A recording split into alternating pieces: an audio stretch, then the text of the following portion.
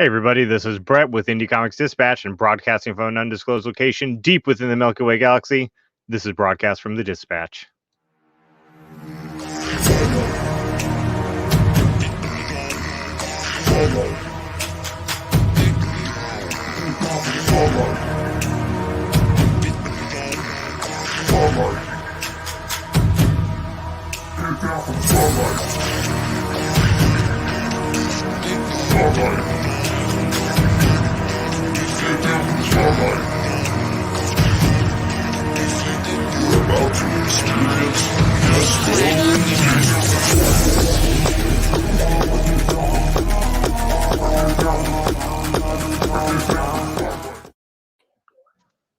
Hello. What's going on? Another Wednesday. Wednesday. Starting to share this link. See if anybody wants to join us. I know, right? I mean, it's open house. Like, go on, get on the show, talk to us. We'll ask a question. All that good stuff. We'll boot you from the studio right after that. Yeah, we'll boot you right on out. Thank you for joining. So we'll get to instructions on how people can join all that in just a minute. How has your week been? It's been all right. Yeah, mine too. It's been all right. Yeah, it's been a busy work week. There's still that, you have a main job too, and sometimes that can take over, and that's been one of the weeks where it's actually taken over. But I've been my body's kind of sore right now because I've been going overboard, and I think my body hates me. Like, it'll get used to it, but it hates me like right now because and I know I've talked to you about it and stuff when we've talked about working out and things like that. And I used to work out 4 times a day, and like in the afternoon it was CrossFit. So I'm trying to get into Rainish shape so that I can cosplay this guy. Well, and I thought it was I thought it was so that you could look good for the special edition Brett versus Tier throwdown trading card that if we hit 4,500. And that too. Yeah, that's what I thought. and that too. We had an unexpected pop-in guest. Yeah, that's the little one. She just popped in. That's awesome. I love it. Yeah, she pops in every once in a while. She wants to say hi. This time she had to use the bathroom. So Kickstarter's doing very well. We had one drop pledge, so we're a little bit further behind than we were a little bit ago. But we're still closing in on the Indie Comic Throwdown trading cards, and we are getting closer and closer. And so I know we'll make that. I really want to make the special edition Tier versus Brett trading card, so that we can be immortalized in battle. And that should be fun. We're gonna do something dope for the card too. Cross-Eye Comics is in the Instagram chat, and Cross-Eye, I just want to let you know you can join from your phone. You can take that link I posted and use your phone. You don't have to be at a computer. So let's go over that actually real quick. So we're doing Creator Pop-In, and I've posted the link. We already have one guest waiting backstage. And we'll pop him on in a minute. I posted the link in all the chats. I'll post it again to Instagram because I know if you join late to Instagram, it might not show. But everybody is invited to join us tonight. I'm popping the StreamYard link again into Instagram. You can join us. Take that link, pop it into a browser. It'll take you backstage where you'll have to wait for us to bring you on. You can watch the show from backstage, but you'll be backstage and you can join us. And we want to hear from you tonight. We want to hear about your project, what you have going on. Definitely. So this may be a success. This may be a tragic failure. We'll find out. Yeah, we'll be fine. Yeah. Everybody wants to jump in, I know. Yeah. Folks. But yeah, so speaking of Kickstarters, so you said someone dropped? Yeah, somebody dropped. It's okay. Yeah. I understand financial things happen. Yeah, that used to always bother me too, but then I thought about it too, and I'm like, I've had to do that sometimes because I'll look at the check as it's coming in, I'll look at bills, and then I'll be like, you know what? Can't do that this time. But usually sometimes I'll try to contact the person afterwards or go to their store or something like that. That's what I did. Once they put it up. I contacted this person and said, sorry to drop you. I totally understand stuff happens. Anything we can do to get you back at any level. Yeah. And just, want to make sure nothing happened also, like that we didn't piss them off or something for some reason. Yeah, some people get angry. Mostly at you. They mostly get angry at you. Yeah, exactly. Yeah, they always get angry at me. Cross-eye, it may be easier to get the link on our Facebook or YouTube channels. It's easier to copy and paste from there, or just click it. Yeah. So we'll get going here in just a minute. Speaking of Kickstarters, you have one dropping very soon. Yes. Cypher Team issue 2 is dropping on the 15th, which means I'm going to be shipping out a lot of packages this week, which I'm looking forward to. To at least get those out. Like all the digital ones are done, so that's like I think like I want to say it was like upwards of 50 people who bagged digital levels, so they're covered. They're already covered. So I do have, I think, almost over 50% of the of everything met, and I think that's the only reason why Kickstarter let me do another one, because I think they do look at that. Like if you have them back to back, they'll look at the last one and see if you or at least have 50%, and then they'll let you. But I'm looking forward to that. One of the stretch goals, which is going to be one of the bigger stretch goals, is, like I was saying earlier, me cosplaying Rhaenys. And so, I mean, it makes sense. Everyone says I look like him. So I'm just like, why not? Cosplay one of the lead characters of the Silvers. But like I said, I'm working and getting back into shape. My body's like, dude, slow down. Like you haven't worked out this much in so long. But hey, well, I'll get there. Hopefully without dying. Get there. Hey, Cross-Eye, I'm going to DM you the link right now. I see your comment. Don't worry. Anybody else on Instagram who needs the link, DM to them. Just let us know. And I'll send it to you. It's not a big deal at all. At all. I have to send Tyr the link every week. Yep. Yep. We're used to it. Yep. We're used to dropping links. So our first guest who's waiting backstage. There we go, Cross-Eye. There you go, man. Our first guest waiting backstage. I almost said cross-eyed. Backstage. He may be. I don't know. Always up for the lively conversation. Greg Moquin, Seer Nova Comics. Look who's in here. What's going on, Greg? Yeah, Tyr, you didn't do the what's going on, Brett? I know. Yeah. That's the catchphrase now. It is. I didn't know people were recognizing it like that. Oh, well, I listen to the podcast every week because it's something to do at work. So I'll feel you there. You're the one. Thank you, Greg. Yeah. Thank you. I thought I was the only one listening for a while.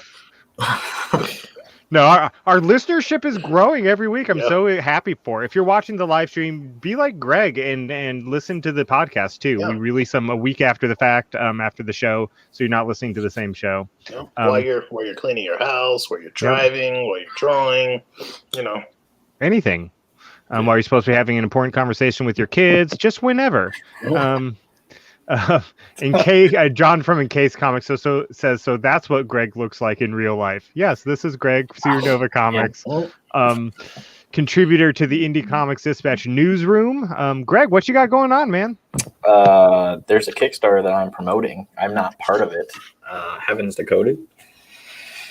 It's a science fiction and fantasy comic. It starts off with Dr. Reggie Rocklin. He wow, I can't even say that word. He joins special ops astronauts on a base on Mars, and they get a distress signal, and they go check out what that was all about.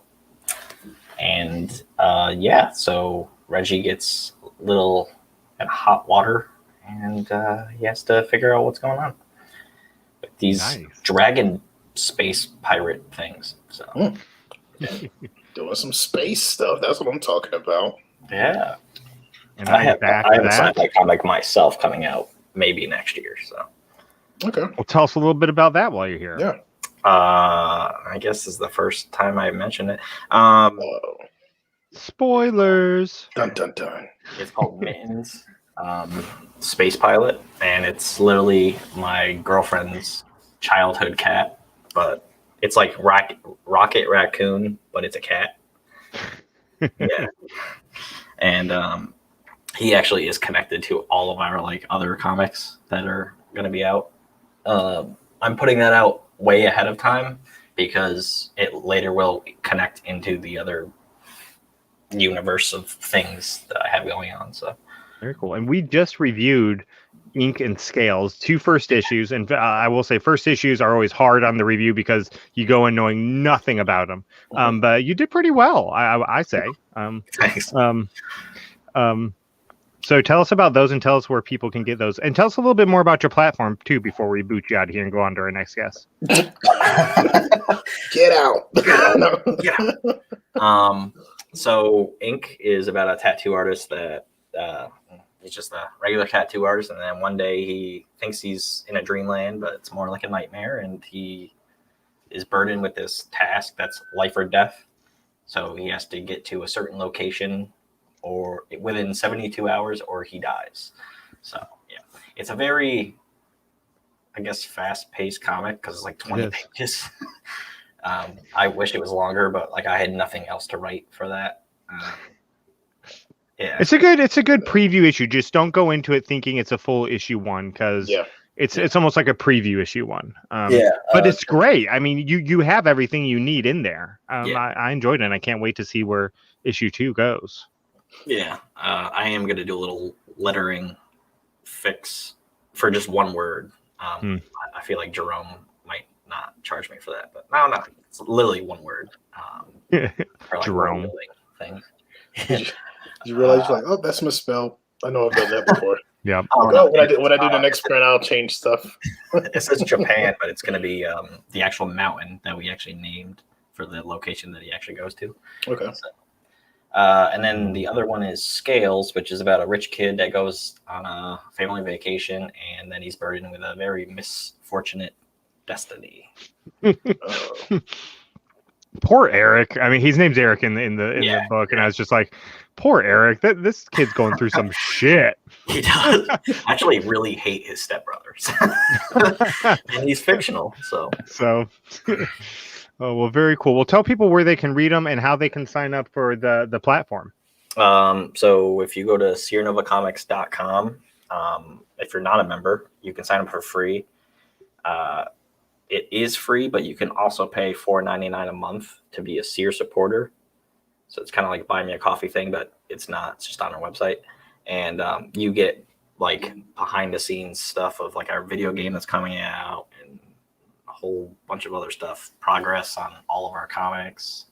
But the free thing is you can read like over 80 digital indie comics. So that's pretty cool. Tier has one on there. We'll get more.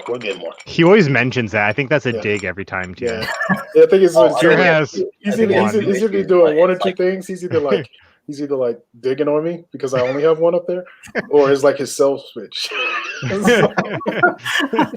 And you can read Ink for free, but Scales is in that paywall because I only want backers to see that right now. Mm-hmm. So the Kickstarter backers are the only ones that are actually able to read those Scales and Chronicles of Horror issue 1 until we actually send those out. Chronicles of Horror is finally getting shipped out soon. Very cool. Yeah. Very cool. Very, very cool. All right, Greg. Thanks for joining us. Now get out. No, just everybody go follow Sierra Nova Comics if you don't already. Great books, and sign up for their platform. Yeah. Do it. All right, Greg. Thanks, see you, man. Take it easy, man. All right, we have another guest waiting backstage. Doug from Cross-Eye Comics made it. He's here. Doug, we're about to add you to the stream. Here you are, man. Whoa, it's cooking. What's going on? Hey, man, how you doing? Good. How's everybody? Good. Right. I feel like a so tell us a little bit about you. Tell us a little bit about your comics and yourself. So I'm working on a series called Chiasm, cooked up out of my noggin. Kind of like a super twisty autobiographical take on my life. I went through childhood cancer and stuff, and then I decided to spice it up by making a character very similar to me, but instead of chemo, they put an alien molecule in his brain, and kind of unravels to some pretty interesting directions. I'm like penciling my 9th book right now. I've got 8 in the bag.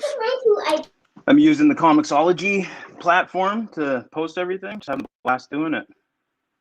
Very cool. Very cool. And you have sent me stuff to look at, and it is on my list very, very soon, actually. I have, I think, like 5 books, which sounds like a lot, but it's really not that much to get through. And then you're on my list. Yeah, you've got a good read ahead of you. You got the first 5 issues that I just dropped. And, well, I've been rolling them out over the last couple months, right? But just assembled the full volume so people can buy it all in one shot and get that first hearty bite out of it.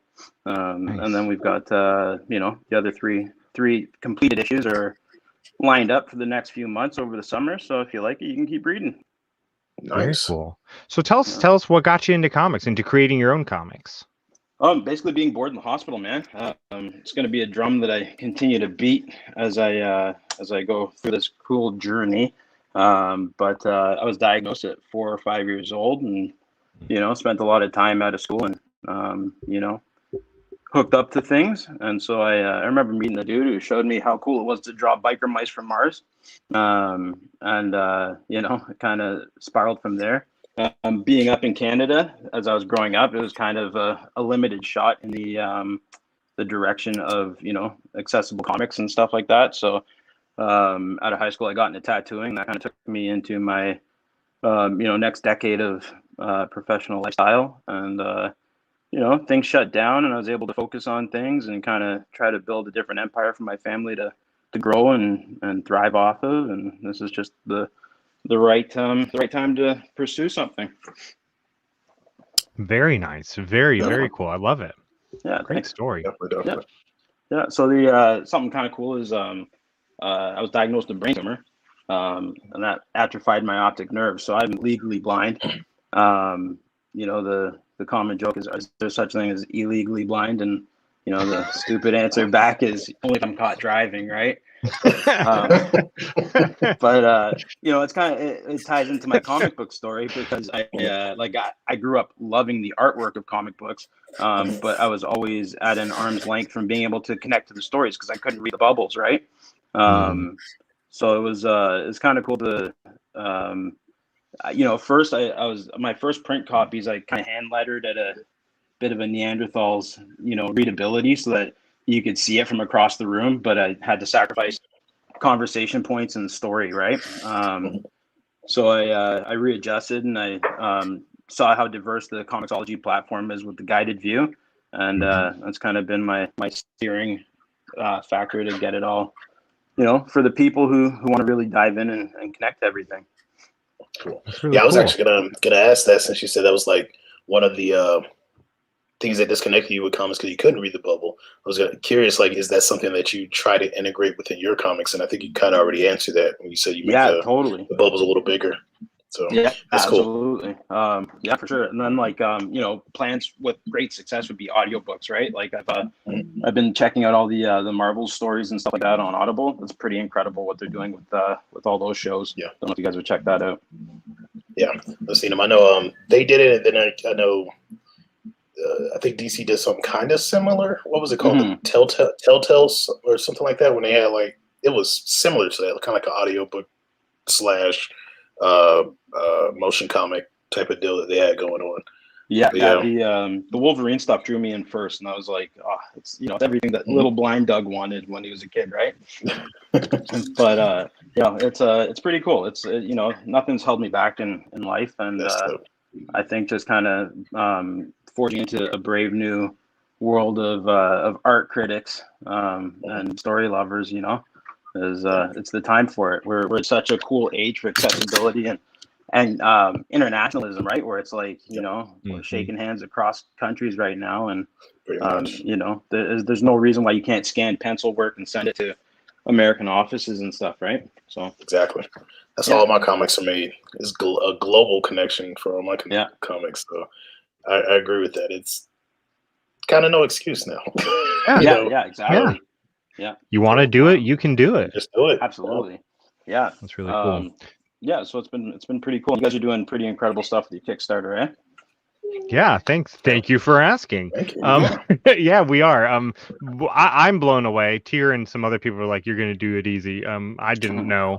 I'm a supporter of comics, not necessarily news organizations, which is what we really are. So I didn't know how it was going to go, but yeah, it's gone great, and I'm taking the first steps already to be registered as a 501c3. Began identifying our board members. Yeah, and so in the my mom was involved with a lot of not-for-profits up in Canada. You know, a lot of them crossover. She was with Starlight Children's Foundation for years, and that's a wish granting foundation for kids with cancer, and you know, Habitat for Humanity and stuff like that. So I've done a lot of volunteering, participating, and stuff like that. So it's cool to kind of see how it's being applied to, you know, a truly artistic thing, right? Like, you know, it's not necessarily people that are struggling with physical or, you know, any kind of, you know, means like that. But it's nice to see that people are acknowledging, you know, that it is challenging in itself just to pursue creativity, right? Yeah. And that's one of our long-term goals is to be able to give grants to creators who maybe need help getting their project off the ground. And so we'll get there eventually. We'll get there eventually. We'll get there. We'll get there. Absolutely. Well, you keep striving ahead with the positivity. You guys are doing fantastic. Thanks, Doug. Thanks, Doug. And it's great to meet you. We're gonna move on, but thanks, man. I'm so looking forward to reading your books, especially after hearing your story, man. And we'll have to have you back on one night after we read them. Not to mention that premise is dope. I want to see where it goes. It's cool, man. It's it's I want to see what happens. Before I go, I just want to say the one of my favorite parts about it is it's like it's a passion project, right? Like, you know, when COVID didn't have Ontario shut down, I was tattooing a few days a week, and then my dad and I renovate homes. So everybody says, when do you have time to do this, right? I'm like, oh, there's this sweet spot between like midnight and 5 a.m. You know, and that's the artist hours. That's it, man. So to see it all come together, you know, but for when I released the volume, I put 5 hand-drawn variants in there. So it kind of is connecting, you know, the people that want to get involved with my books to the fact that, you know, I've got some scribbles too. And you know, hopefully by the time I get to the next book, I can open up a platform with a following to, you know, get something going for a hand-drawn 10th issue. You know, it'll take maybe twice as long as it would take me on the iPad, but I think it would be something that would really help actualize like the completion of the full volume, right? Yeah. But you know, it's cool. It's just part of the, you know, hustling, right? But yeah. Anyways, I'll hop on and I'll follow you guys back on the live, and it was super cool to participate in this with you. Thank you so much for having me. Totally. Thank you for dropping in. No problem. Thanks, Doug. Great to meet you. Take care, guys. Take care. We should All switch right. We should switch it every once in a while. Like one time I say, get out, you say, get out. Like just switch. Bye. Bye. Greg's still watching backstage. I love that Greg's just hanging out back there. Greg, stay there till the end of the show. We'll bring you back on. We'll bring you back on, Greg. At the end of the show. All right. Next, I'm going to bring on Al, which I have a question for. Al from Gyro Universe, or Euro Universe, however you want to say it. It's not Euro Universe, it's Gyro Universe. And ICD reviewer. Welcome. Was it Gyro? Is it Gyro? It's Gyro. It's Gyro. There we go. He's like your schmucks. Now everyone knows. Like a gyro top, like one of these bad boys. That makes a lot of sense. A lot of sense. Don't ask me why I just have one around. It's not because of the name, but I have one. It is. Let's just say it is. So do you prefer Al or Alec? Al. My friends call me Al, so that's what you guys are calling. So I can call you Al, and Tier needs to call you Alec. I got it. I mean, he has like a very awesome comic in the background, so I'm definitely. There's a couple, yeah. It's called Gyro, and then. No, I read yours, and it was great. I read it, and it felt legit, you know, like the way it all flowed through. You know, not to say that any other indie comics don't, but like I got that nice feel from opening up your comic and flipping through. Yeah. Thank you. I appreciate that. Comics Wellsprings Princess comic. Yes, they do. Yes, they do. And if you need a printer, go to them. If you're doing a Kickstarter and need a printer, definitely go. Definitely go to them. They're got a new deal going on. Yep. What's up, Al? Tell us about your project. Yeah, what's going on in the Gyro universe? Yeah, I've seen you've been doing lots of posts for issue 2. Yes. Yeah, I've been trying to post more. I'm so lazy with the social media, but I'm doing my first Kickstarter in August. I hope to have it up in August. But it's all been a learning curve for me. But I'm happy with with the Kickstarter. I'm gonna go back through issue 1 because I just I didn't know anything about creating comics when I got into this. I was just writing a story, and then it just turned out to be a comic book the way I wrote it. I was like, well, this isn't going to be a novel or anything. It should be a comic. Mm-hmm. So I just got into it, and I was really proud with the way I released issue 1, and it was on Amazon. I think it still is, but I'm remastering it for the Kickstarter, so gonna have a sweet new cover for it. Gonna update a few pages, add another page in the first one, just to make sure it's worth it for anybody who supported me the first time around. But it is by far, because the way I made it just so it cohesively just goes along with issue 2 so much better than it would have. Plus, Amazon was so strange. I didn't know enough to do a Kickstarter before. It was like I was about to launch it, at the beginning of January on Amazon, and then somebody's like, "Hey, you should try doing a Kickstarter." I was like, "What?" I was like, "I just learned everything else. I'm just trying to get this out at this point." Because it was so important for me to just finish that first one. Yeah. And then just once I got that out of the way, I just felt so much better about the project in general. Well, I don't think it's a bad thing to release a book first and then do a Kickstarter for issue 2 or something like that, because you build that fan base. Yep, I did that for every book you're about to see from us doing a Kickstarter. Yeah. Save for Yamo Stigmata issue 2 was the only one. Like every other book. Well, Temple High was also. It was Temple High and Yamo Stigmata issue 2, but every other book, Stars was a pre-release. Cypher Team issue 1 was pre-release. Cypher Team issue 2 was pre-release. Yamo Stigmata issue 1 was a pre-release. Probably going to do another it'd be Temple High issue 2 is the next Kickstarter, so that won't be a pre-release. But I agree. There's nothing wrong with that. Because you build that fan base, and then for me, I used Kickstarter to try to reach out to individuals who may not have known about Sovereign Comics, and it helped. I got a lot of people backing who had no idea who I was, and they backed Temple High. I was like, hey, I like that, and then when they saw another one, it was like, I'm gonna back that too. So awesome. definitely, it's good that you're doing that. You already had a release, like you said, do your remaster. And it's going to be so much better on this time around. I just look at it now, and there's so many things that I cleaned up. I just made the lettering a lot better because I do that myself too. Oh wow! And I don't know, just it's going to tie into the second one so much better. I'm really excited, and I even got started on issue 3. I appreciate that. Thank you. There was definitely some things, everybody I knew was like, how do you feel that you got your first book out? And I was like, the same, absolutely the same. Nothing, because for me, when I released the first one, that was less than half of what I originally wrote before I started to get art done. And then I was starting to get art done, and I was like, no way do I get all of this on one page in one issue. And then I had just trying to figure it out.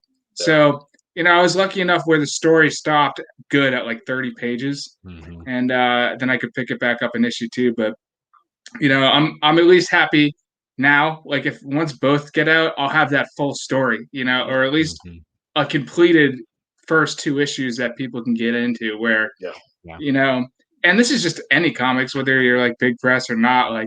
You read the first one, you're like, man, this is nothing for me. I need the second one right now. So I'm really happy to have that one come out this August. That's dope. Very cool. Definitely gonna back you. Definitely gonna back you. Appreciate that. Anything else on your mind this evening? 3 days, right? Yeah. Friday 15th. Friday. Yeah. Yeah. So is it Friday? Is Friday the 15th or no? Saturday. I have no idea. It's Saturday. Maybe that's how bad my week is. You don't even know when your Kickstarter. That's how bad my week has been. It's been a horrible week. How do you get so many comics done?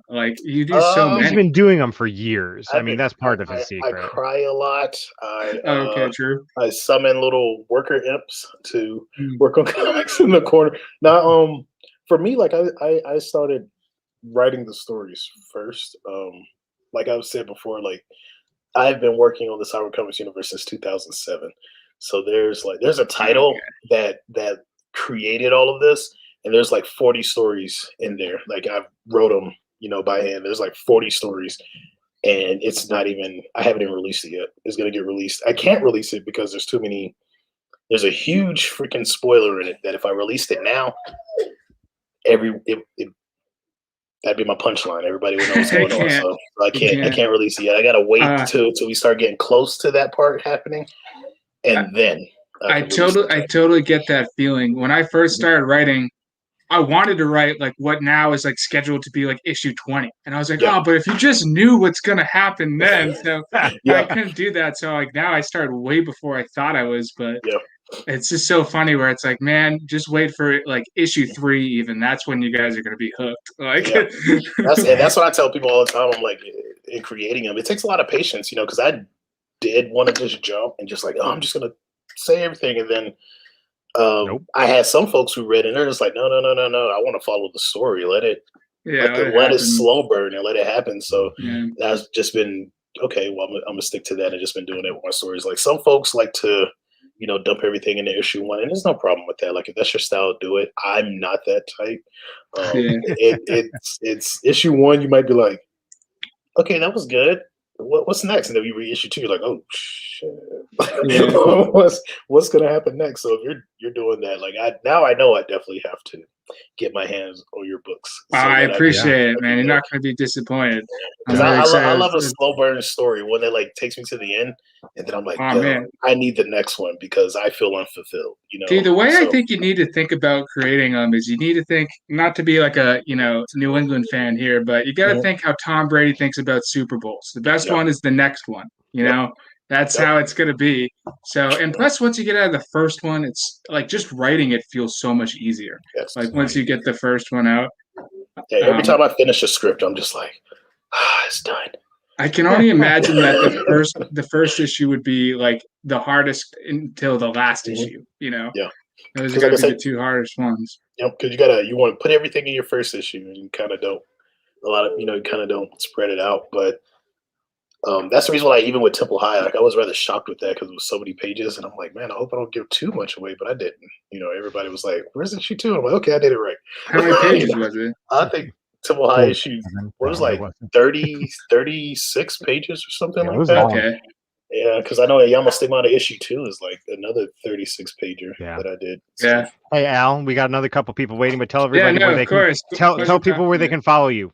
Yeah, at Gyro Universe, I probably should have done that, but check it out. And August Kickstarter. Awesome. And go buy book 1 now, and then you can get the remastered book, or on Kickstarter, or you just want people to wait. You guys should just wait. It's fine. Okay. I appreciate it, but just follow the page.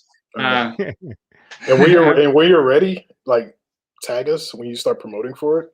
Yeah. Oh hell yeah. And we'll share. Yeah. We'll share. Of course. Everyone, guys. All right, Al. We'll talk to you later, man. I'll keep watching. Take it easy, Al. All right. Thank you. Thank you for dropping in, man. Bye. All right. In just a second here, we're going to have Ben O'Grady join us. Ben was a contributor to Tales from the Dispatch. And so we'll talk with him. I loved his submission. And then in a moment, we have Gerald Boney, creator of Myth Smith. He'll be joining us also in just after we're done with Ben. I do want to take this time, because we're about 35 minutes into the show, to just remind everybody, we got a Kickstarter going on right now. You can support that. The link is pretty much all over ICD pages. I will drop it into the chat here in a minute. If you can support us, we're trying to get that $4,000 stretch goal, which means we get to do Indie Comic Throwdown stretch card or trading cards. And they're dope. I designed them out, and I want these. So let's get there, guys. Let's get there. We are at 105 backers, a little over $250 to reach that $4,000 stretch goal. We had another person joining us backstage. I will get to you after Ben, Gerald, and then Kesey. We'll clarify that when you're on. Ben, how are you doing, man? Hey, doing great. Good to meet you guys finally. Good to meet you finally. And Ben has contributed to the blog with SEO tips on the indiecomicsdispatch.com. And so thank you immensely for that. There's a lot of creators out there who really need some good SEO tips. Yeah. Hey man, tell us about yourself. Tell us about your projects. Sure. First off, I think you guys will like this. I want to tell you guys how I found Indie Comics Dispatch. Yeah. If I remember correctly, I saw you guys or post in an indie Facebook group, and your logo was so eye-catching that I started clicking and exploring the site. And then I was like, oh, this is really cool. This is a resource that I need. So I don't know who designed the logo. Right, you did it? Yep, I did it. You got a contributor, you got a fan, you got a backer out of it, but it was the logo with the bullseye and the star. It's right behind your shoulder there. Yep. It was so eye-catching. I was like, oh, I need to check this out. Very cool. That's good. Thank you for sharing that. That is cool. That is cool. See, Brett, the logo is pulling in folks. Yeah, so you'd be surprised. So good logo design. There's something I can share with you. You got to have good design. So I have two latest projects. One is a short comic adaptation of a novel. The novel is called The Calculating Stars by Mary Robinette Kowal. It's a very popular sci-fi novel. She's won a Hugo and a Nebula Award for the novel. Wow. I have no permission to make the adaptation, so it was kind of like a shot in the dark. And I'm like positioning it as a portfolio piece and sort of like fan art. Totally finished. It's on my site. It's live. Anybody can read it right now. The latest news is I got a shout out from the author this evening, a couple hours ago. Cool. Yeah, so I was really excited by that she, liked it and didn't send me a cease and desist letter. That's a good thing. Yeah, and she shared it on her IG too, so hopefully I can get some eyeballs coming in from her fans to my site. So that's number one. The second thing is I'm mostly working on short comics right now, like 6 to 8 pages, just like the Arborist for the Tales from the Dispatch. And then, so I've got another short comic that I just finished. I'm trying to find a home for in another anthology.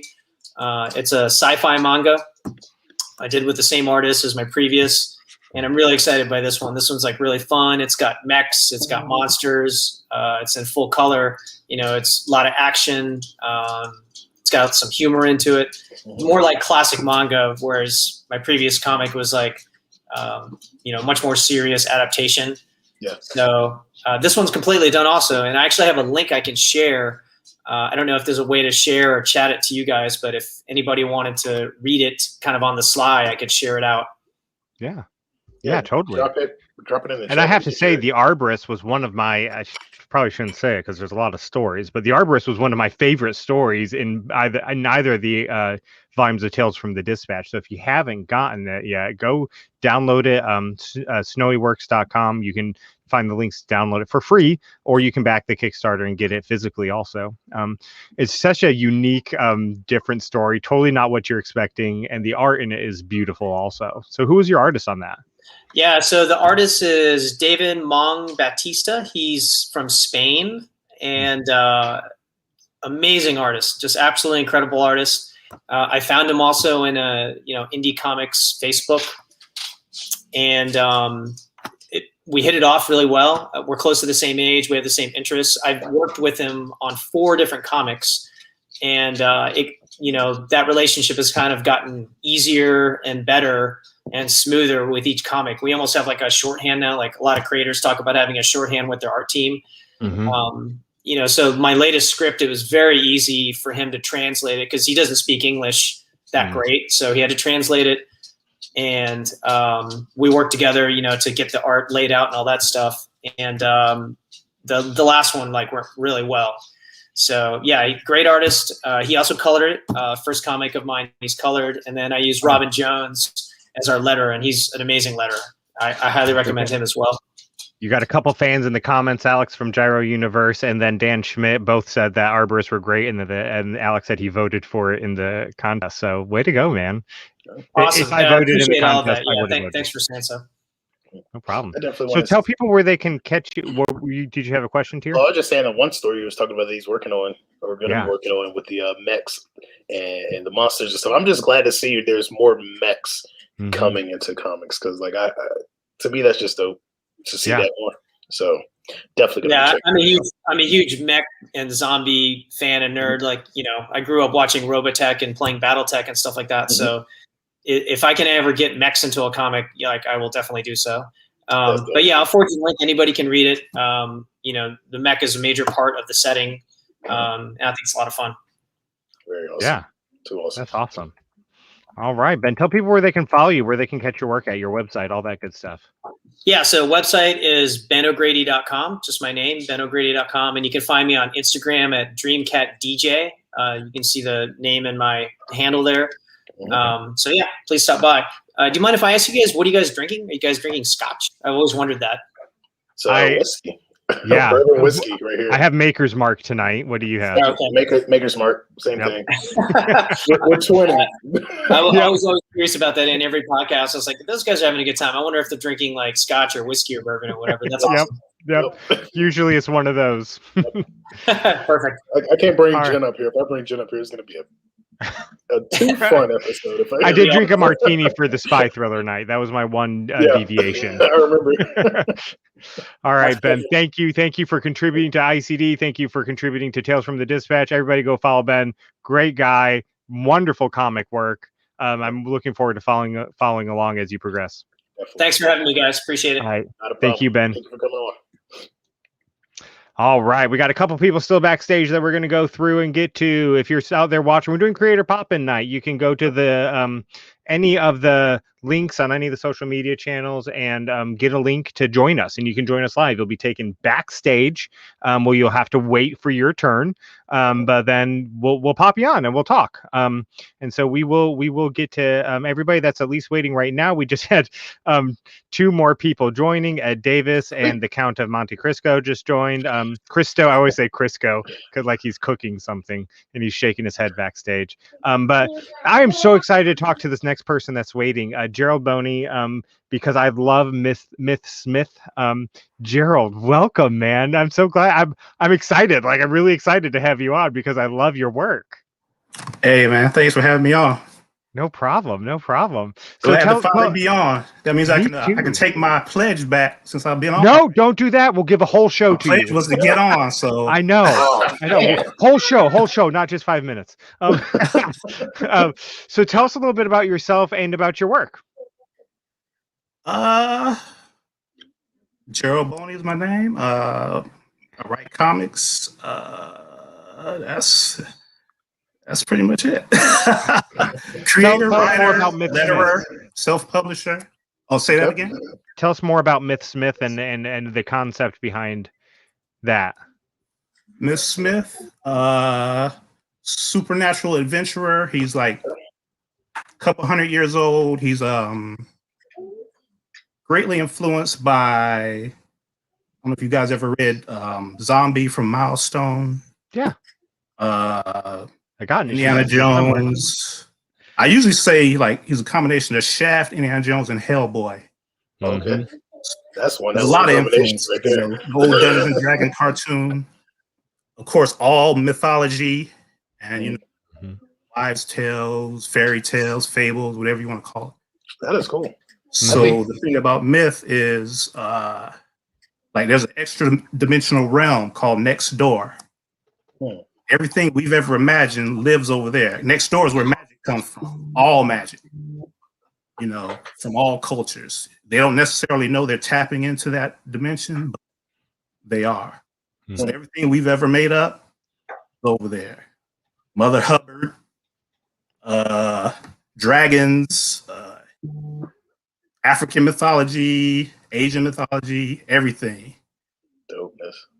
Bigfoot, everything. I like what you call it, Next Door. I like that. Appreciate it, man. I like that. Shout out to another North Carolinian. I got to get books just based on that alone, man. Okay, I appreciate it. I'm definitely going to get yours because I want to see what's next door. So yeah, Issue 0 been out for a while. It's all ages. Mm-hmm. And issue 0 is like a, self-contained, one and done.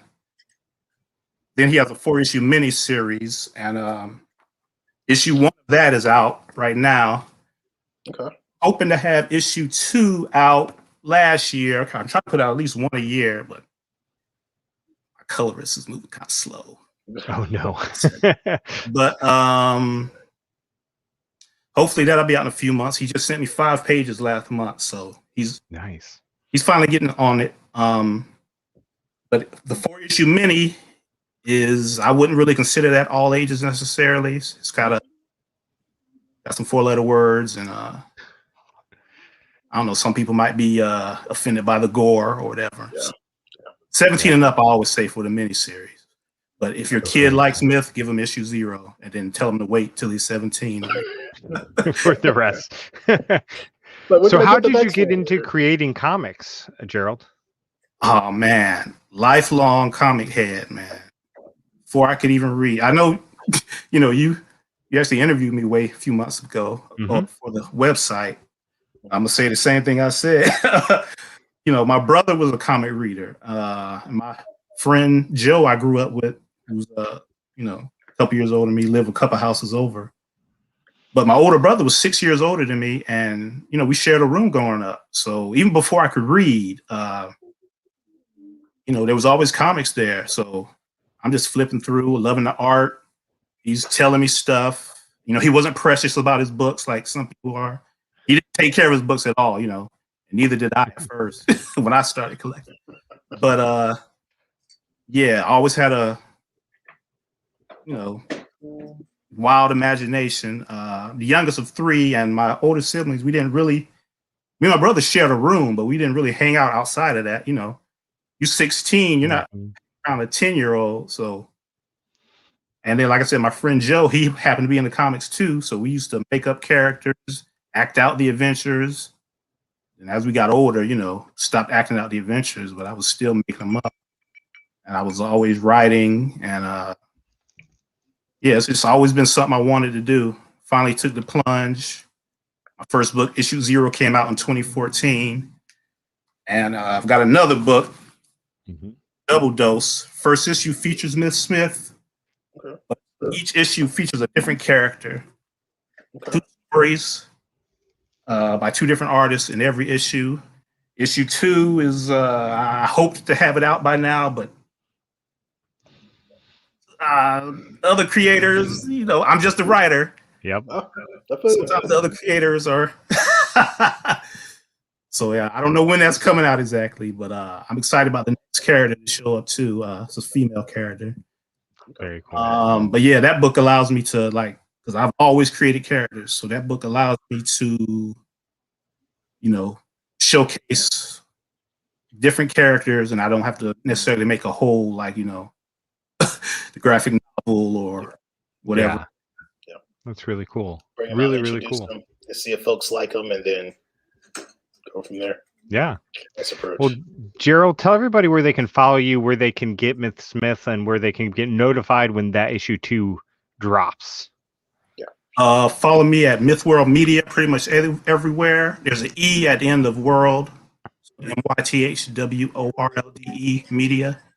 And if you go to mythworldmedia.com, my homepage, you can get the books there, of course, and T-shirts and posters. And the homepage, you can get a free mini comic, digital mini comic, if you just join my list, email list.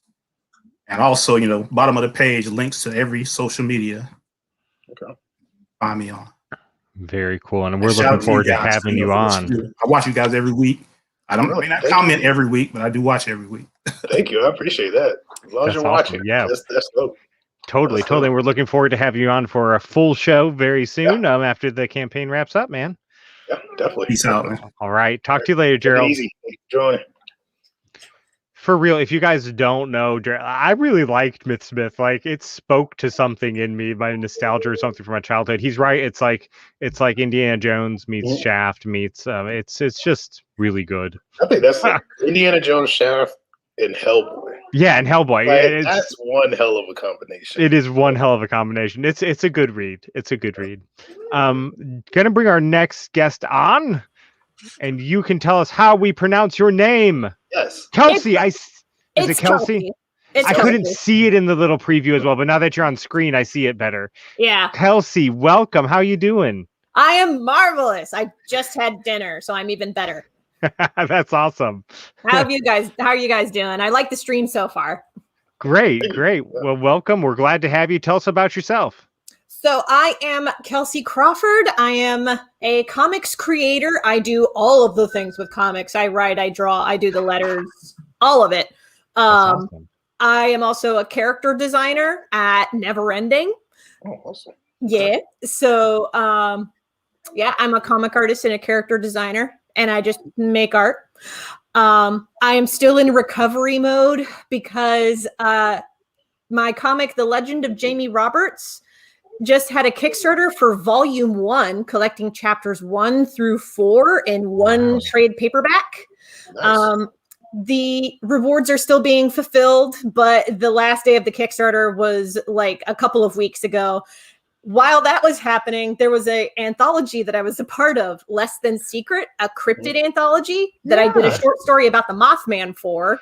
That was also on Kickstarter at the same time. Because of course it was. And got your name out there twice. Yeah. They reached out to me and they were like, is it okay if we have this running at the same time? And I'm like, maybe don't launch it on the same day. Like stagger the days and we can promote each other. Yeah, exactly. And I did a lot of hosting live streams to help promote it. Like I did a stream every Thursday and Saturday talking with the creative team and the artists who worked on that anthology and put it together. So I'm pretty familiar with StreamYard, the service that we are using right now, and just being a good host. Well, very cool. Very cool. So what got you into comic creating? Oh boy. So I was a wee Bobby.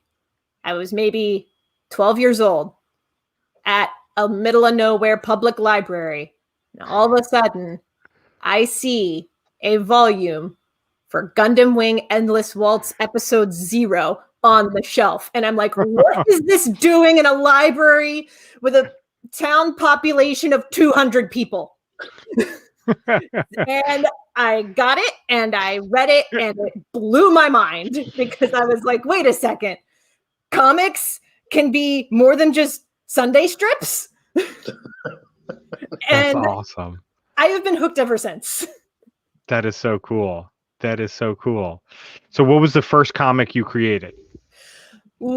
Created? There were actually two that kind of started at the same time, actually. The first was Johnson and Sir, which is about 2 elf cops in Fantasyville trying to keep the peace. And there's there's dragons, there's Hexacon, a convention full of witches, there's duck-sized horses, there's Hexacon. I love that. Yeah. It's got a lot of gags. It was my Sunday gag that updated every Tuesday. That was how I liked to pitch it. At the same time, I was hired on as an artist for a webcomic called Validation that was written by my buddy CB. And Validation was the story of a transgender girl just being a nerd and doing nerdy things like going to Comic Cons and talking about comics and, nerd culture and all of that stuff. And it ran from 2013 until last year. Oh, wow. Yes. Wow. Yeah. So a while. Yeah. That's amazing. Thank you. Johnson and Sir, I ran that for like 2 years, and then right around page 100, I was like, this is a good place to close it. Yeah. So very cool. Well, tell everybody where they can get your stuff. I'm excited to dive into more to your stuff myself. No problem. And just to explore what you got going on. So tell everybody where they can find you, where they can follow you. So I'll shout out 3 different links. Okay. One is if you want to see like my art in general, there's my website, kelseydcrawford.com. That's Kelsey spelled like on the screen. D as in dog, Crawford. like Lindsay Crawford or something. But that's where you can go to find my portfolio stuff. If you want to read my webcomic that I'm currently working on, The Legend of Jamie Roberts, that is at thelegendofjamieroberts.com. Nice. Updates every Wednesday. Check it out if you love pirates and genderqueer protagonists and dragons, because that's what's there. That's awesome. I'm I have making a a lot of note. fun making it. Yeah. And the third link is just my link tree that has everything. So that is linktr.ee/Kelsey D, as in dog. Very cool. And that has all So, Legend of Jamie Roberts, is that Jamie? How do you spell Yes. Jamie? Okay. Very good. I want to make a note of that because my daughter's gonna love that. Yes. Very cool. I get a lot of parents reach out to me and they're like, "Oh my God, my kid loves this comic," and I'm like, "Yes." Well, we had even though there is definitely like a swashbuckling like a sword fight in chapter 1. Just a heads up. It's fine. It's fine. Okay. Kelsey, thank you so much for popping in. I really enjoyed getting to meet you, and looking forward to diving more into your stuff. Heck yeah. Thank you very much for having me, guys. No problem. Not a problem. All right, Kelsey, we'll talk to you later. Talk to you later. Easy. All right, we got to start going kind of speed round because we have 1, 2, 3, 4, 5 people waiting backstage. Wow. Yeah. So we're gonna go to Ed Davis next. Ed, man, how you doing? Great. How are you? Doing well. Tell us for people who don't know, tell everybody about your book. I am the writer of Immortal Era. It's an ongoing series. My vision for the book is to make it a 30-issue series that tells the story of a world without death. So basically the premise of the book is mysteriously everybody stopped dying in the year 2000, and 200 years later there's a group of people who are trying to find a way to bring death back into the world. So they want to save humanity by killing humanity. Oh, wow. Yeah, it's really cool. And Ed has allowed us to use issue 1 in our Kickstarter, so you can support the digital package and dive into issue 1. I've read, I think, issues 1 and 2. I think 3 was just on Kickstarter, right? 4 was just on Kickstarter. 4, okay. Yeah, so 3 and 4, I don't know if you've read them yet, but I'm happy to send them your way. We're actually sending 4 to print tonight. So it's officially going to print, and then it's mailing lots and lots of packages. So one of those things, it's like it's a chore, but it's a beautiful chore to have. Yeah, and it's a really good book. I've said that a lot tonight for people on the show. But Immortal Era, I love the concept because it's not quite zombie. It's not quite, it's just this unique, really cool concept in a world where people just stopped dying, and it's really, really neat. If you haven't checked out Immortal Era, you guys need to. So tell how did you get into comic creation, Ed? My way of getting into comic creation was actually it took a long time because I always, in my brain, I didn't think comic writer can just write comics. You don't need to be able to draw or anything else. Yeah. And it wasn't until probably about 5 or 6 years ago when the librarian at my school, he was a Kubert School graduate and a comic artist. And he said, this idea you were talking about for your story, we need to make this into a comic book. Because I had been an avid comic reader, but having the artistic skill of a 5-year-old, I thought, where am I going to go with this?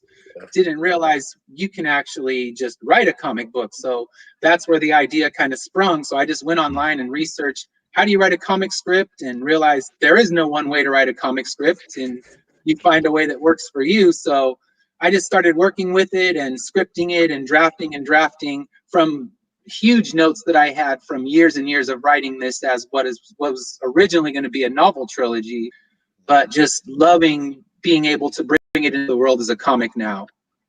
That's really good. You got Dan Schmidt out there saying great concept, Ed. I love Dan.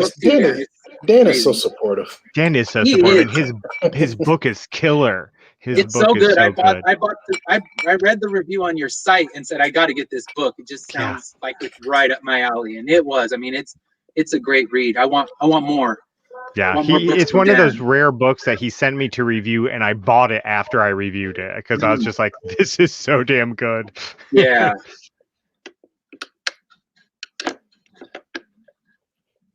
I'm just curious. I was like, go ahead, here. We're good. No, I'm just curious, like with the concept, like I think it's a dope concept, like everybody stopped dying, but then people 200 years later are trying to bring them back. So what has my interest is, what are they going to do to try to kill these individuals who just stopped dying? Because obviously nothing else has killed them. So that's the part that has me intrigued right there. Those are all questions. And one thing you've got to do when you're writing a story like this with the huge mythology and a world building story is you got to be ready for whatever questions you're going to get. Because at cons, man, they're coming at you in a million different directions. And if you sit there looking like a deer in the headlights, they're going to be like, I don't need your book. You don't have this mapped out. Yeah, like you don't even know what's going on. Why am I going to buy your book?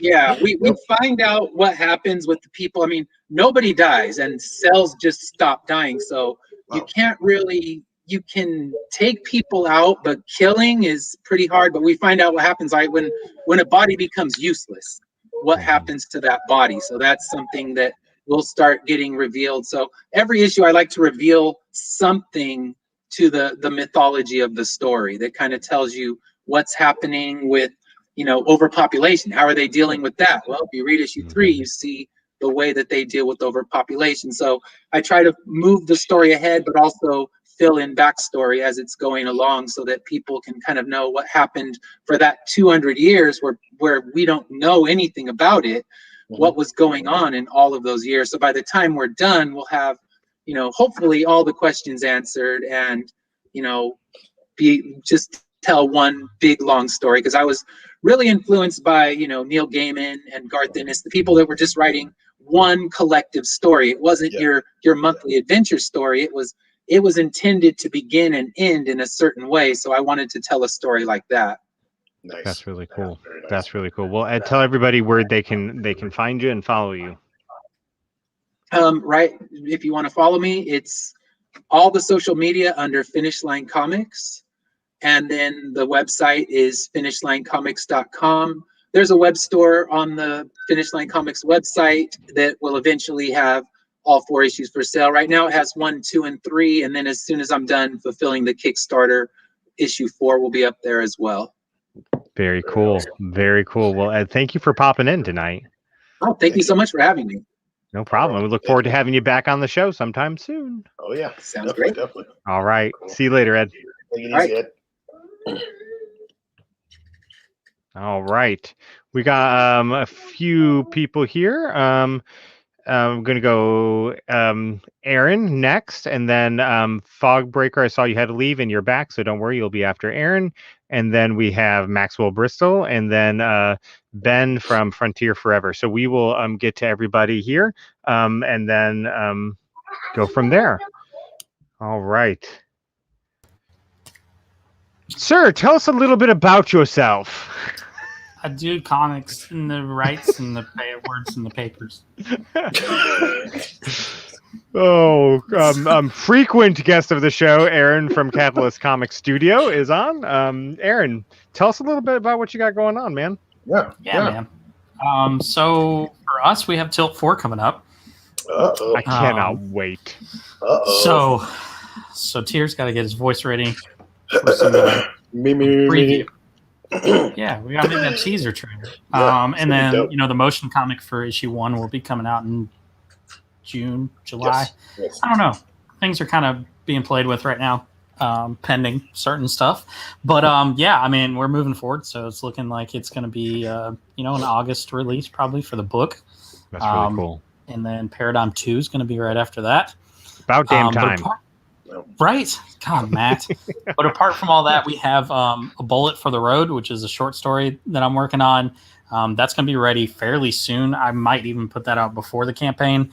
But if you guys haven't read any of the short stories that are tied into the Catalyst Comics universe, if you're not a massive superhero fan, that might be a good entry-level thing for you because it's a little bit different.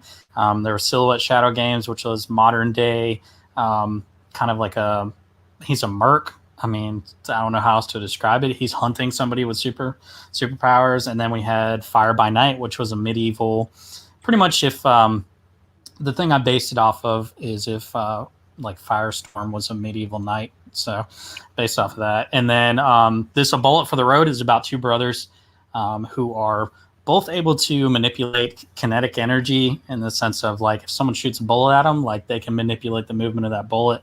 Cool. So both of them have that. One of them works for the Council of Elders and has been like taking kids. And then his brother finds out that it was him all along. So it's kind of a showdown. So it's a straight up Western, like 1700s. I've never done anything in Western, but I've always wanted to. So this is a way for me to play with that. But yeah, I think that's everything. I just think it's cool you're using kinetic energy because people with kinetic powers, because, you know, I have my character. I feel like people don't use individuals who have kinetic powers. Like, they don't use them to their full potential. Like, those characters can be, like how you mentioned, how they could take it and change the trajectory of a bullet and stuff like that. Mm-hmm.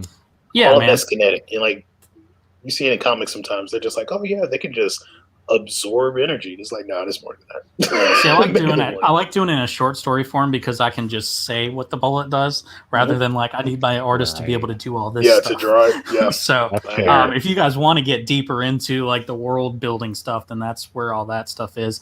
The last one is going to be a 1950s Red Scare, like communism, spy, all that kind of stuff. And then I'll take those four and put them together as volume one for nice. So that's coming up. And then One Last Job public release is going to be June. And the sequel for that's called A Weekend Job is what I heard. Like the character gets a job on the weekends. Yes. Yeah. Okay. Yeah, the next Weekend Job, Night Shift. Night Shift. Yeah. I love it. Good job. Weekend Job Swing Shift. That's the worst. If seriously though, if you guys haven't read One Last Job, you need to as soon as the public release. If you didn't back the Kickstarter, shame on you. One Last Job is a fantastic book, and we had Aaron on recently for Spy Thriller Night and forged new friendship for you. Yeah, man.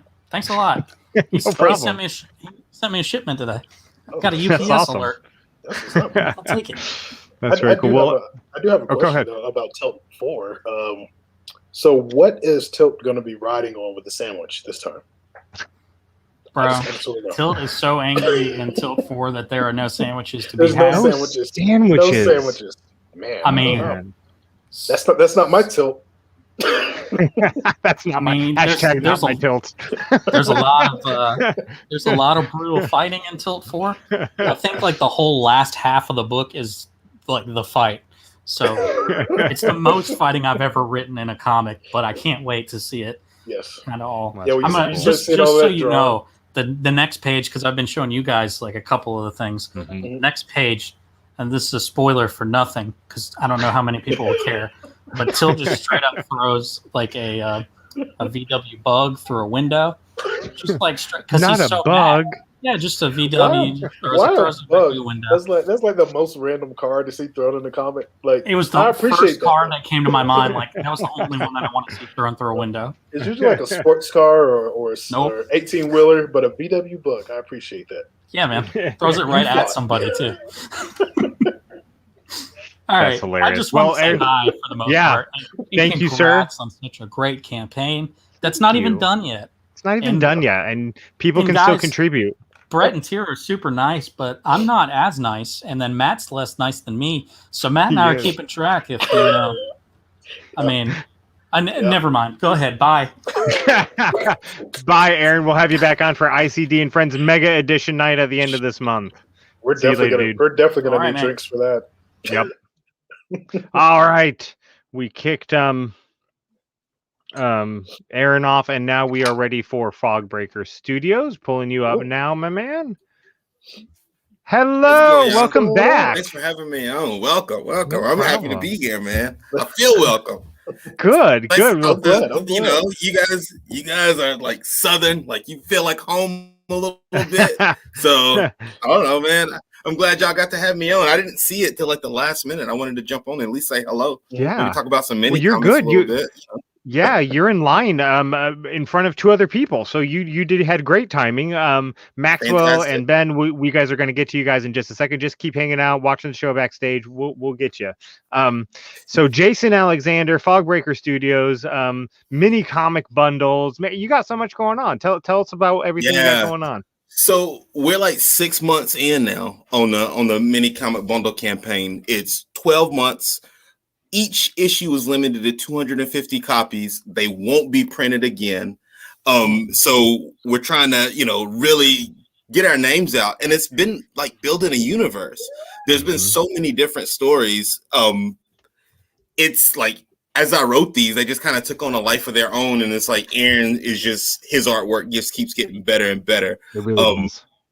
We're doing like big time, Aaron's doing some big time development on our website. Actually, let me show you guys the website real quick. I got it. I can pull it up right here. Minicomicbundles.com. These are our current books here. The Message is a horror story. Think Saw, but maybe with just a warning about putting your shopping cart back the right way when you leave the grocery store. So that's my peeve. I love this. It's so funny, Brett. Like that story really came up. I was at work one day. Hold on, I'm gonna stop sharing this real quick so I can tell the story. I was at work one day and Aaron says to me, he's like, I'm really irritated by people leaving their shopping carts out. You should write a story about it. And it should be a horror. And I'm like, I got you. And so then it became, and I've been so excited to see it. And I really feel like he delivered on it as passionately as he felt about those people leaving shopping carts out. So we finished up Hourglass. Hourglass is it's like a almost like a military predator, movie Predator type story.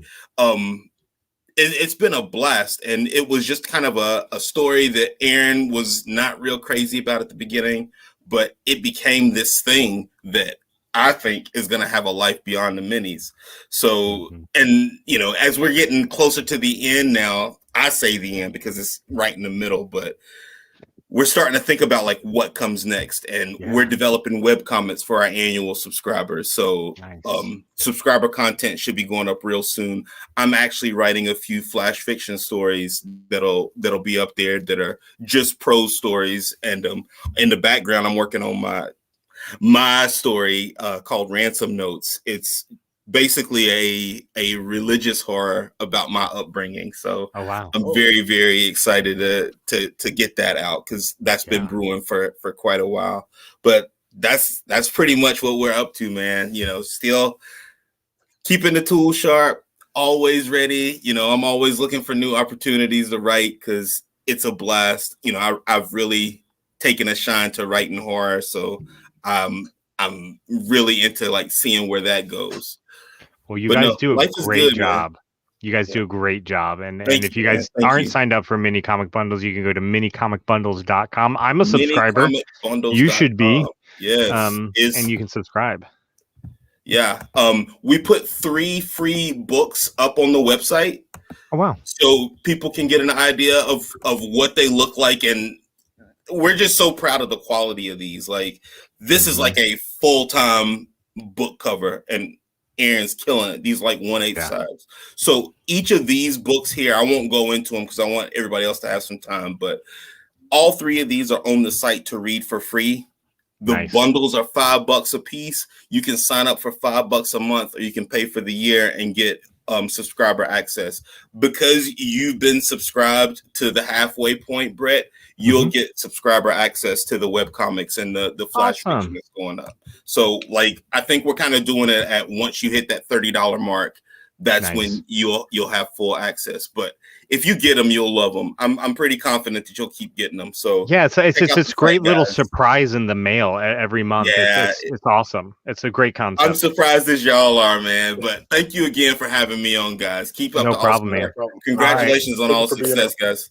Thanks, Jason. We'll talk to you later, man. Take it easy.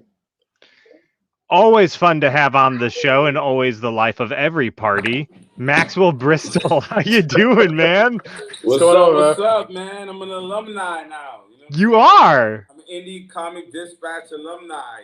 You are. Got to give back to the institution that keeps giving.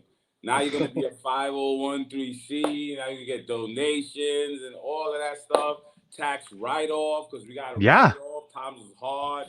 You know what I'm saying to you? So exactly. All that stuff is a blessing. So I had to come here as an alumni of the freshman class of Yep. Girls Comics and New Verse. Oh, love the hoodie.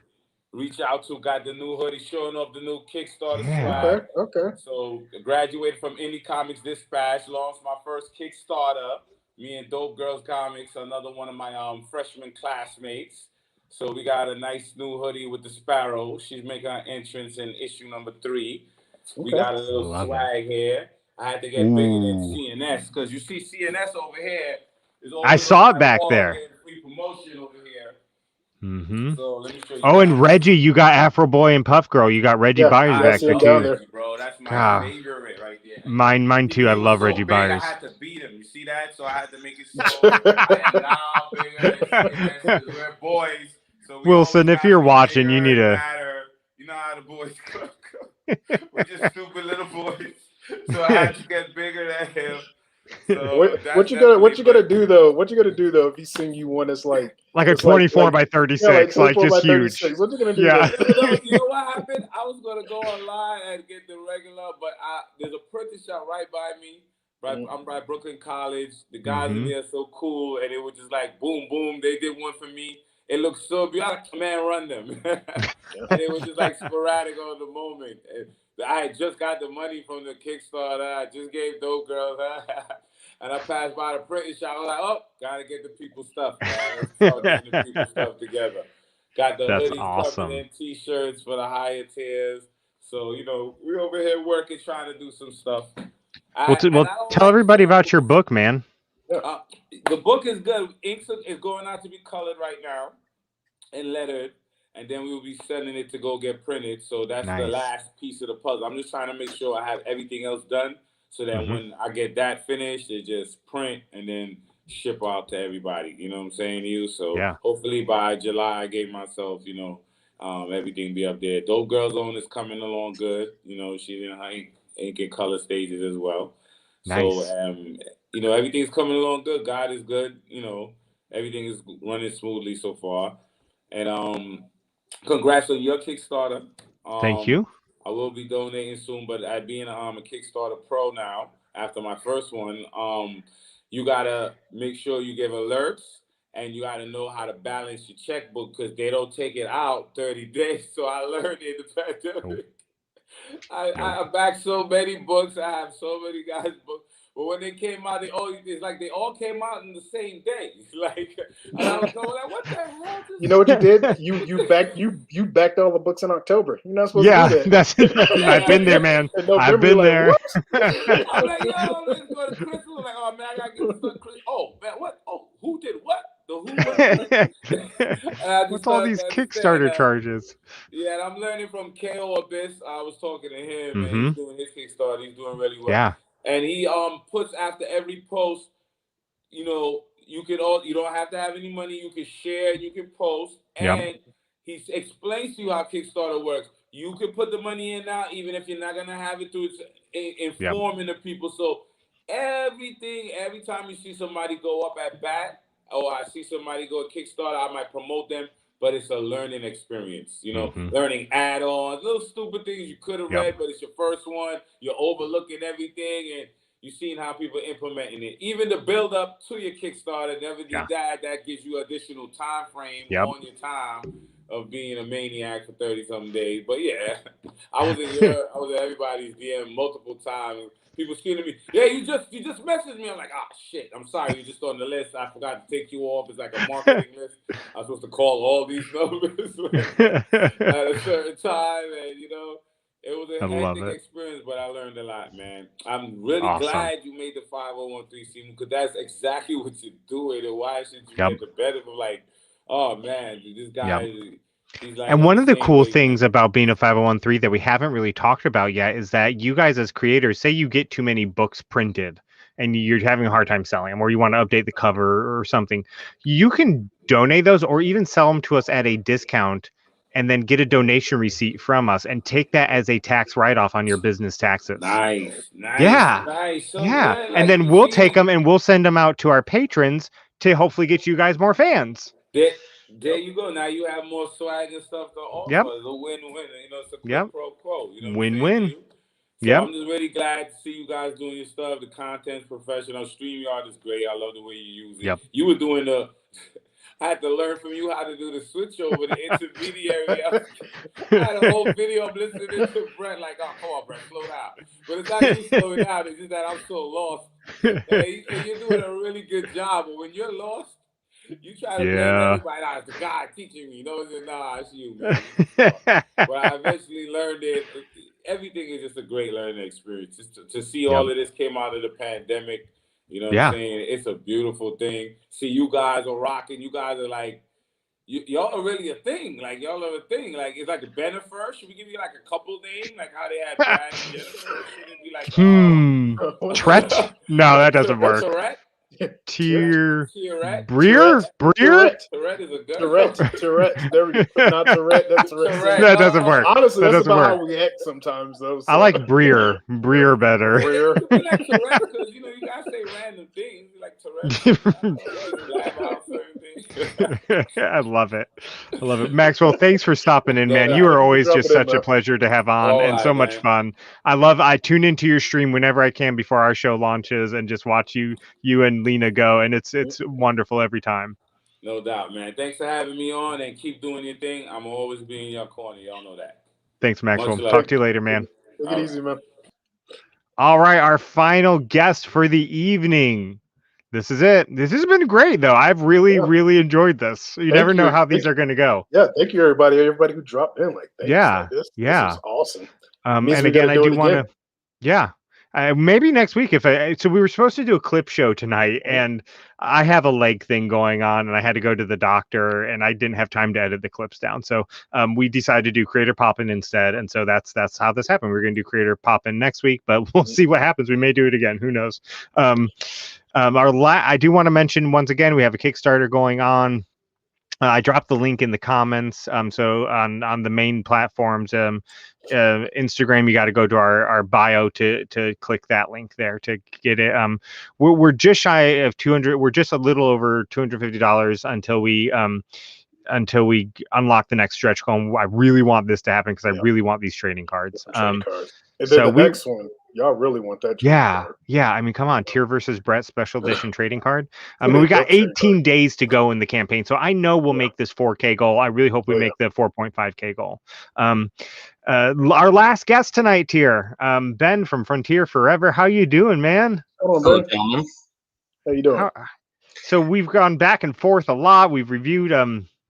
I think we reviewed Frontier Forever 1, didn't we? Yeah. I loved your review. Thank you so much. I really appreciate hearing all that. No problem. I knew I read it. I just I can't remember all the articles I write.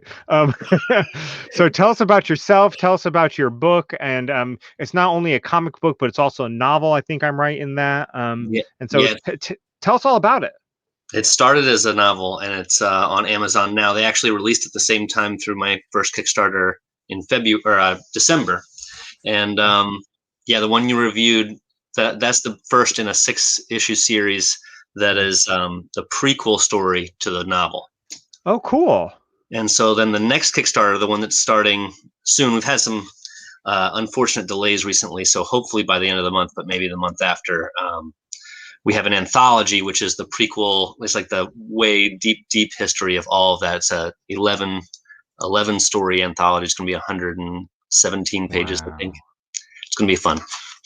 So issue 2 of the comic series and volume 1 of the anthology will be this next Kickstarter.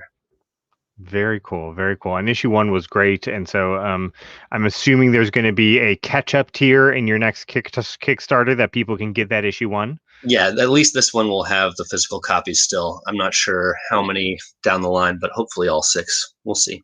Nice. Very cool. Well, it's a fantastic story. So how did you get to writing a novel and then being like, I want to do a prequel of this in comic form? Tell us about that journey. Honestly, they both happened super, or they both initiated super fast. I was basically, long story short, it had been a screenplay that I wrote in college, put down for 10 years. And I finally decided, I'm dyslexic, and I'd always wanted to write a book, but I really never thought that it was going to be on the table. And then I was inspired by a friend to just do it. wrote that first draft in like a month, and then I spent like 2 years editing it. But then the script for the comic book, I wrote that in like 2 days, and then I had an artist who ended up dropping out. But then I found John Maria, who has just been amazing, and he turned out the whole 32-page issue in like 2 months, and it was just I love it so much. I know I'm going to be working with him forever. And my team for Tomorrow's Yesterday, the anthology, is it's also amazing. It has Dan Schmidt, who you said you wanted some more. He's got our opening story. He's really done a fantastic job. I mean, he commented in the comments, Ben is fantastic to work with. Artists should be lining up to work on his IPs. And if Dan says that, I got to believe it. The feeling is mutual, dude. I'm so glad to have him on my team. The story came out great. Can't wait to show you all. Awesome. That's so cool. But yeah, and Tier, I really want you to read Regenesis. I think you're talking about the long coat. The motorcycle should have been called the Stallion or something. I think that's what I was saying. Yeah. You were talking one night, and I'm really looking forward to hearing what you have to say.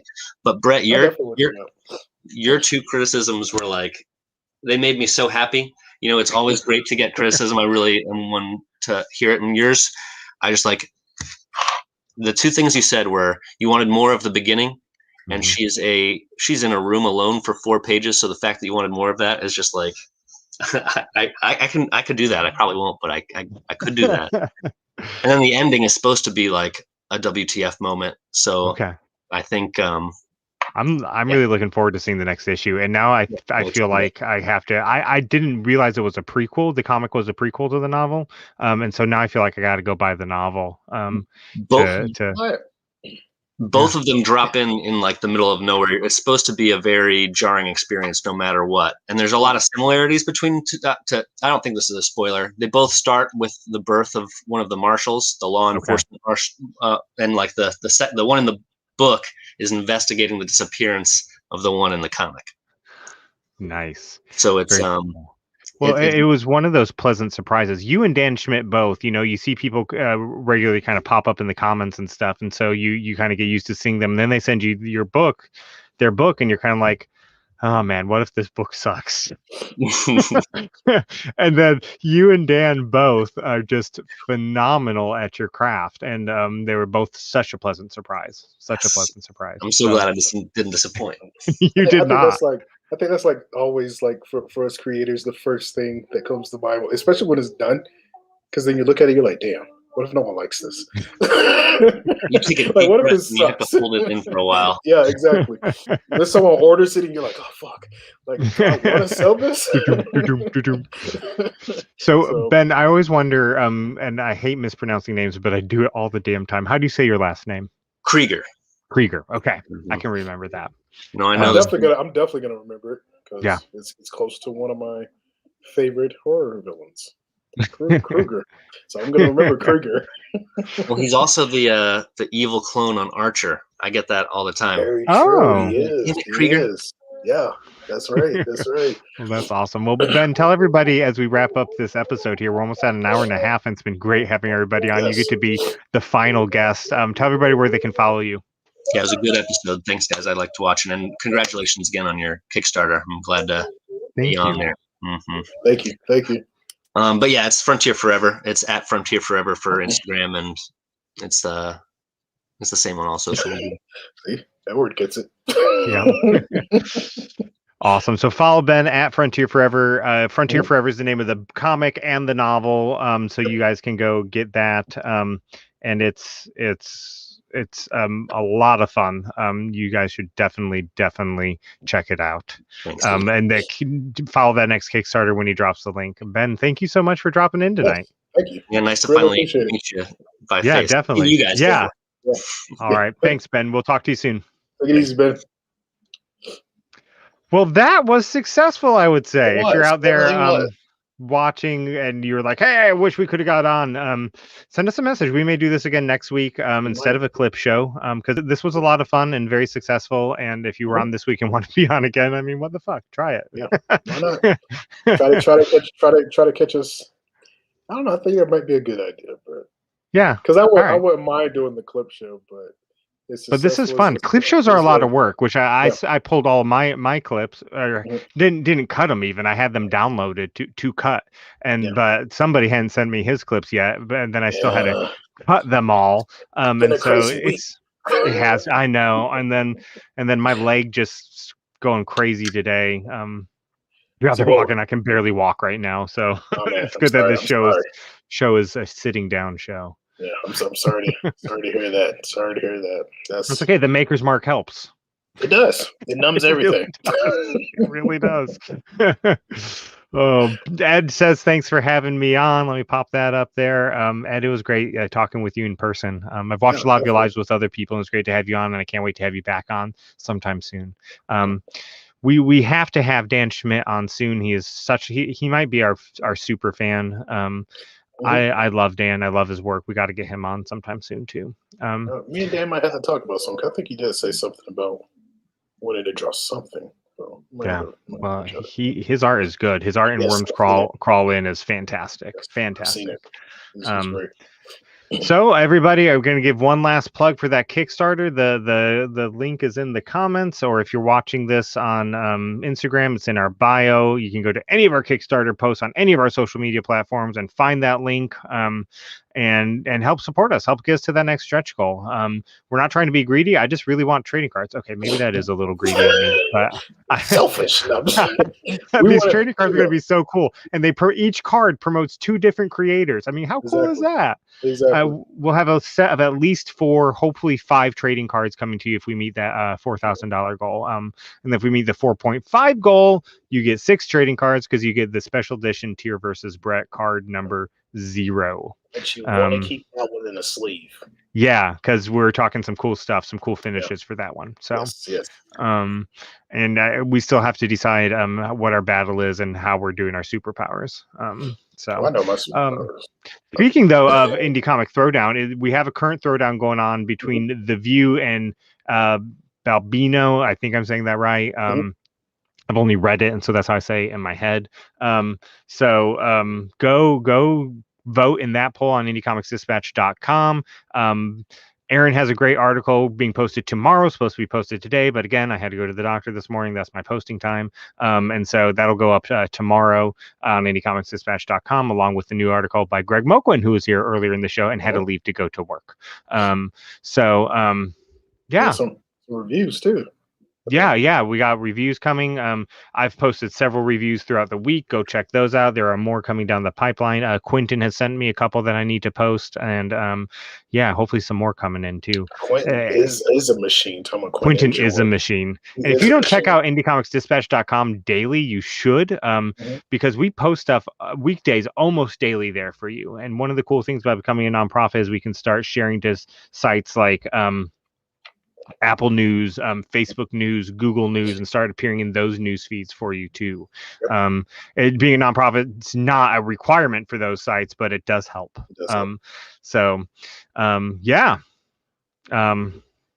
He's watching. Tell them to join in. Who's watching? Dan? Who's watching? I don't know. Probably Dan. Dan's always watching. Yeah, Dan's always watching. I love. If he doesn't get this show, Dan, you definitely got to drop in. Dan, drop in next week if we do. We'll you know what? Let's just call it. We're doing it again next week. Next week's another creator pop in. We'll have a couple other special things planned for next week too, just in case we don't get as much engagement next week as we did this week. But anyway, because there's one line we definitely have to show, one clip. Yes, of a certain I know who you're talking about, and an explanation on something related to that also. Yes. Here, tell everybody how they can get notified when your Kickstarter launches. Okay, so for me, I have a Kickstarter starting on Saturday, Cypher Team Issue 2. If you go to my page and click the link in my bio, it'll be the first card doing a little dance up at the top. Little dance, dances. And get notified. If you click it and go and get notified, send me a screen cap of you getting yourself notified, because for everybody who signs up for the notification, I'm going to send you all some dope extra with the Kickstarter if you back it, that will show that you were one of the early ones to be notified for the Silver's Kickstarter. So, well, I need to go screenshot mine then because I want something extra. Yeah, go screenshot, and if you've already notified it, screenshot it. Because like for the Cypher Team issue 1, when I start sending that out for folks who've been backing like for the longest, they're getting a dope Silver super backer type of sticker that they could put somewhere. So yeah, you'll be getting one of those, Brett. And there's a couple other. I'll put that on my van. So people are like, "What the hell's the Silver's?" And then they Google it. They Google it, and they'll find me. You'll find me. It's kind of weird. Like, I mean, I don't Google myself every day, but sometimes, just like I wonder. I do. I Google you every day, Tier. Really? That's creepy. I don't know how to take that. Every day. No. What is it doing? Guys, if you're out there and you got nothing to do, Google Tyrone Jackson. No, not really. No, there's gonna be like 48.2 billion Tyrone Jacksons that I'm sure there are. Guys, go back to Kickstarter if you haven't yet. Even if you just got $1, $2, $3. That stuff that goes a long way. It really does. And so again, we have it posted on our blog where all the extras are going, but really it's going to making the dispatch better and making sure we have enough operating funds in case an emergency comes up. So go back into Comics Dispatch Year 2 on Kickstarter. Get notified when Tier launches his Kickstarter. I've gotten a little sneak peek of it, and you're going to want to back it. It's fantastic. A couple other of Dispatch friends who have Kickstarters coming up are Wingless Comics has one coming up. Just got a snapshot from Finish Line. There you go. Go hit follow on Wingless Comics. That drops a couple days after you. And I know I'm forgetting somebody. I know somebody else has a Kickstarter going on that I've been thinking about, and I can't remember it at this moment in time. So we'll mention you next week. Every other watching, we'll be back here again next week, 8:30 p.m. Eastern time. Drinking Maker's Mark probably, and talking comics with creators. The pop-in episodes are so fun. We're going to do another one next week. We decided it's official. And so drop in next week.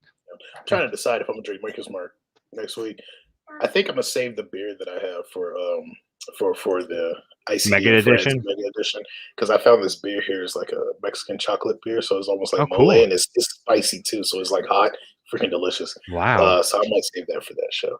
Yeah, that sounds delicious. Yeah, it's chocolate and jalapeno. It's freaking delicious. That's I don't awesome. know what they were thinking when they did that, but that was a little delicious. Well, because we're on Instagram tonight, I'm going to go ahead and stop the Instagram feed first. Goodbye, Instagram. See you later, Instagram. That is done. All right. Facebook, Twitter, and YouTube. Thank you guys for joining. It was a lot of fun. You guys are our week-to-week fan base, and we always appreciate you guys watching. We'll talk to you later. Take it easy, folks.